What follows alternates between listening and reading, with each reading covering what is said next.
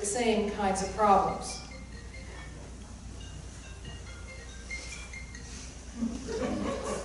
That's a problem. I don't like it.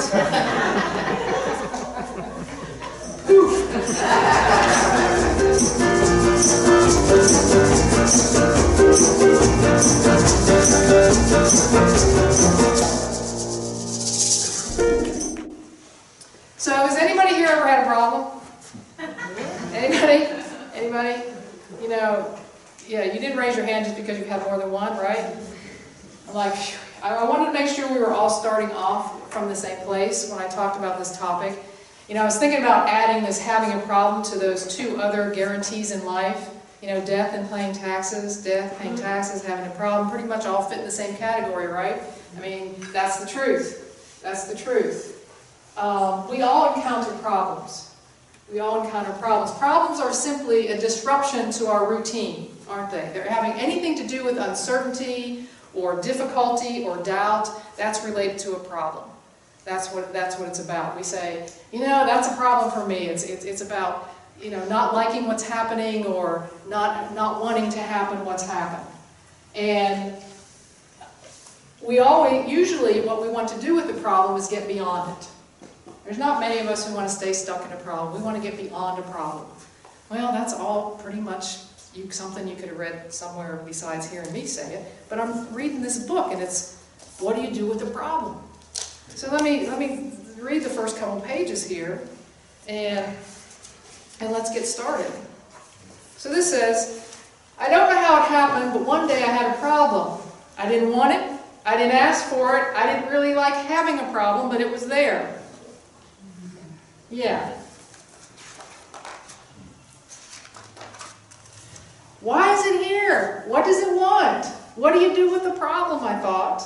I wanted to make it go away. I shooed it, I scowled at it, I tried ignoring it, but nothing worked. And isn't that the way we start dealing with problems? We just want it to go away so that we can get on with our life the way it was before we had the problem. So I'm asking you, does shooing it away, hiding from it, pretending it isn't there, has any of that ever worked for you? It hasn't worked for me. It hasn't worked for me. That's not the way it usually works. But still we take that approach. We take that approach about the problem. We say, oh man, why does this have to happen right now? What is this doing in my life? I didn't want this in my life. I just got back on my feet, man, and now this? Really? You know, that's what we say. We know that we're going to have problems, but that's what we say. Today, I brought a magic wand. So I thought if everybody could line up, maybe I could take care of your problems. Because that's really our approach to it. We just want things to go away. Poof, right? We think, oh man, if this just would be gone, poof. So afterwards, there'll be a small fee for poofing your problems, if that's the way we get there. Well, you know that doesn't happen. We have problems. And I've made a short list to share with you, thinking maybe some of you might have the same kinds of problems.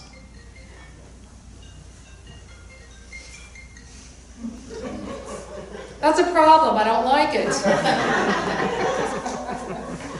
Poof. So I made this short list of things we have problems with. See if any of them appeal to or things that you deal with. Money, health, relationships, family, pet problems, work problems, school problems, parent problems, and kid problems. Maybe all of the above? We have car problems and computer problems. In fact, we have electronic equipment of all kinds of problems, don't we? Oh my, yes. We have weight problems and hair problems and complexion problems and age problems. And those are just personal problems that we have. That's nothing to say of the community problems we have. Clean water problems, affordable housing problems, trash on the beach problems, drilling offshore problem.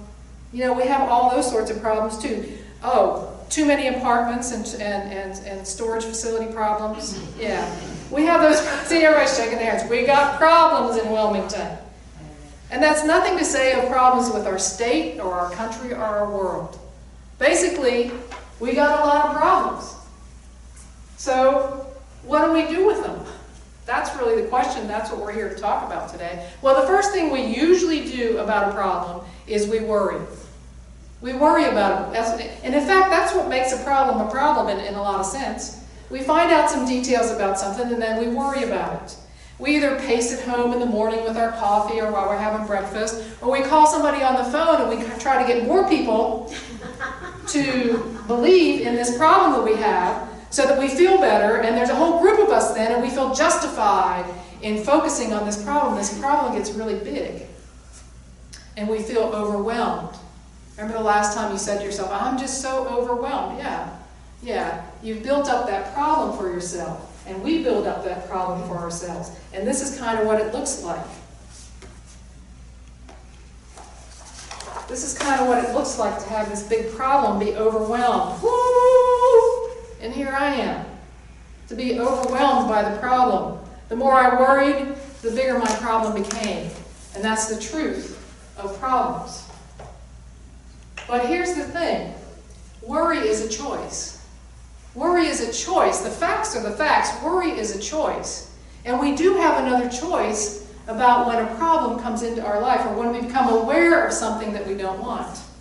And that simply is to turn around, walk right up to it, toe to toe, and face that problem. It's totally different than when we're cowering and trying to hide from it and trying to ignore it. The moment we decide to step up to that problem and face it, things change. In fact, our whole perspective changes.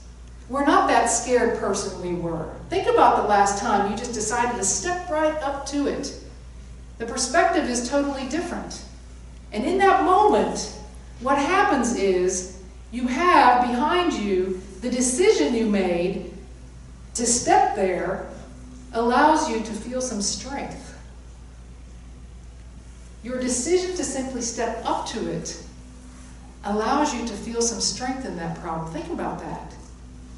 And it makes the whole difference in how we look at that problem. Face to face, we can become present to it, and in that very moment, we stop seeing it as a problem. It becomes what it always has been and what every problem ever is. It simply becomes our life flowing. Profoundly and simply, it is life happening. It's not a problem anymore, it's life happening. It's different, isn't it, than looking at it as a problem. What do you do with the problem? Basically, you stop seeing it as a problem. And you see it as the outpouring of living this life. It may be messy, it may be out of order, it may be scary, it may be not as you imagined it to be, but it's your life. It's the outpouring and outpicturing of your life. It is the flow of life through you. It doesn't have to be a problem unless you make it that. We don't have problems, we have a life.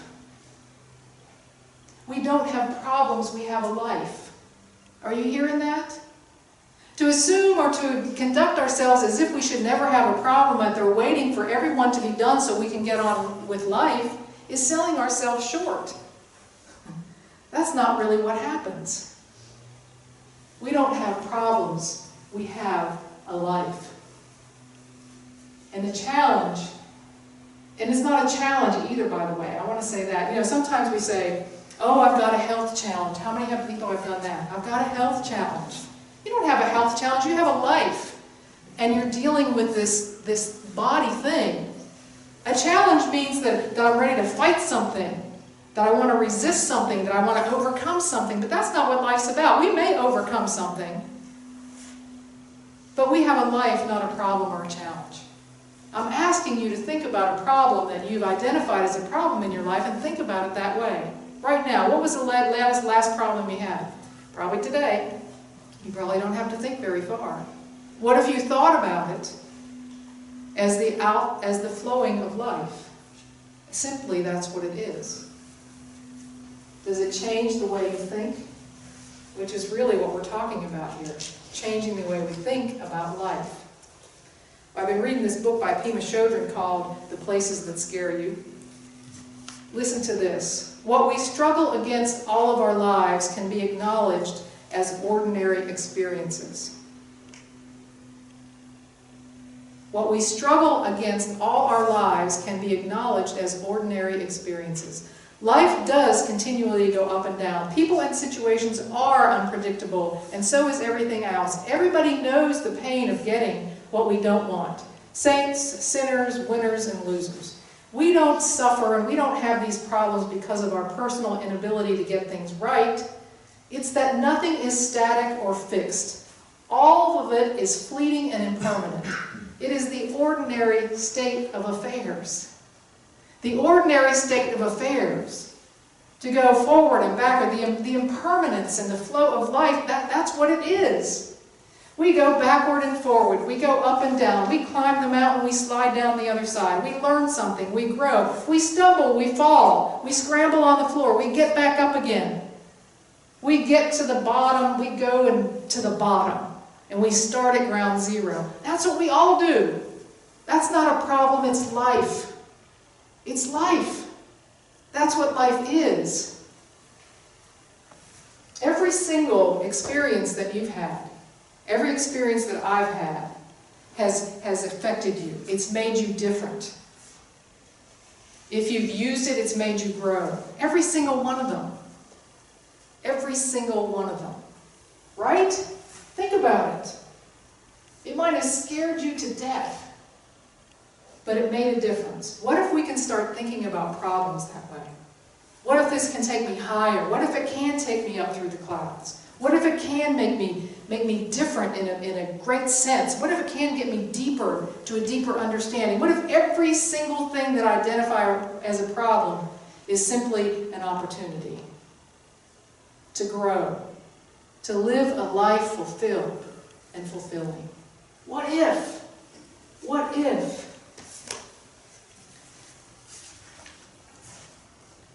Problems can encourage us to relax gradually and wholeheartedly into the ordinary and obvious truth of change. The ordinary and obvious. That's what we're talking about. Every one of us has it. Every one of us. Problems are simply transitions. They're simply the flow of life through me and you. And when we really get good on our best days of living, we'll look at every problem that we previously identified as a problem and see it as an opportunity. We'll see it as a possibility. We'll recognize that this is how life works. That's the dance of life. That's the dance of life.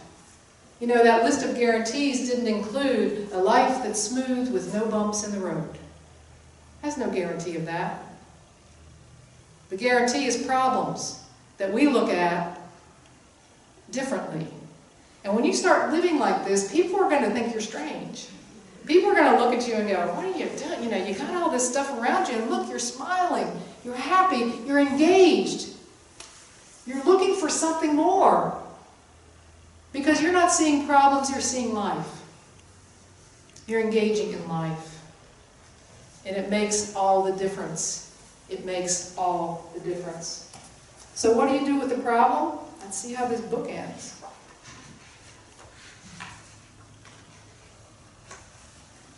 So here he is, different picture. You notice there's not a lot of black, even if you're sitting in the back. So now I see problems differently. I'm not afraid of them anymore because I know their secret. Every problem has an opportunity for something good. You just have to look for it. You just have to look for it. You just have to believe that there's the possibility that there's something in there for me. You have to believe in the possibility and look for it. What is this calling me to be? How can I grow? What is this about? Maybe you have to cry for 10 days before you get there. But remember to come back to it. What is this about for me? How can I use it? I got this one precious life. Remember Mary Oliver, the poet? Says, what are you going to do with this one precious life? It's not going to be the smooth sailing highway. But what are you going to do with it? What are you going to do with the problem? Decide to face it. Decide to step right up to it. Decide that it has possibilities and opportunities in it. And decide that it will reveal the good if I stick with it.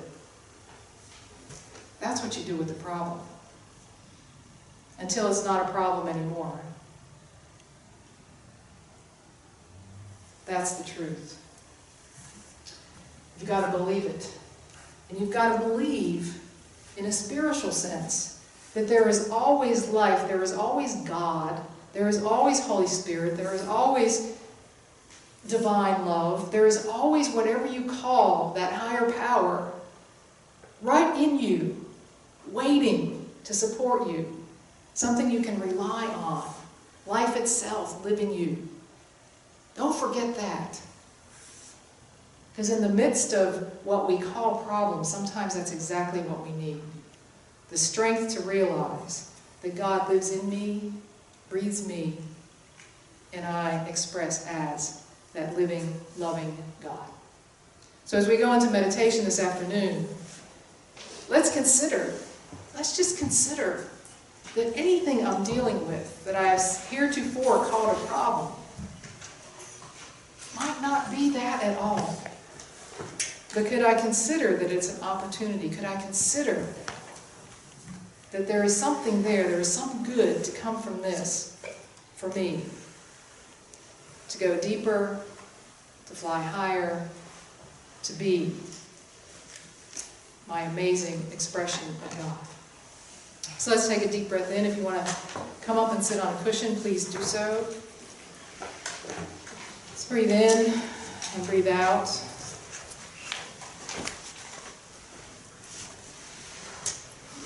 Another deep breath in and out. And in this moment, release a little bit of anxiety. Know that when you come face to face,